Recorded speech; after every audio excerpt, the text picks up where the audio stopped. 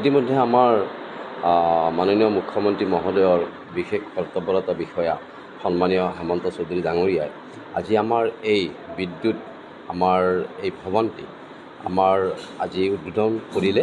আমি সঁচাকৈ আমি গোটেই এই অঞ্চলৰ ৰাইজ উপকৃত হ'ম বুলি আমি ভাবিছোঁ।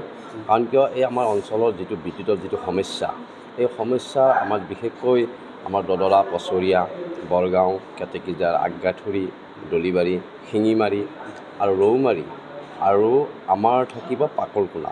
এই অঞ্চলটো আজি এই বিদ্যুৎ আমাৰ এই দদৰাৰ পৰা আমাৰ ইয়াৰ পৰা ডিষ্ট্ৰিবিউটৰ হ'ব।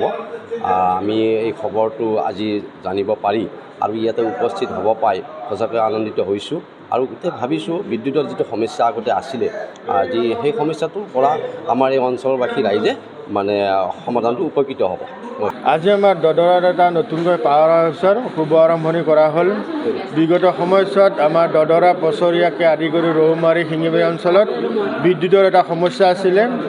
এই দদৰা যিটো আমি আজি আনুষ্ঠানিকভাৱে পাৱাৰ হাউচটো মুকলি কৰিলোঁ, এই পাৱাৰ হাউচটোৰ পৰা এতিয়া আমি দদৰা, পছৰীয়া, শিঙিমাৰী, ৰৌমাৰী অঞ্চলত বিদ্যুৎ যোগানটো সুচল কৰিব পাৰিম।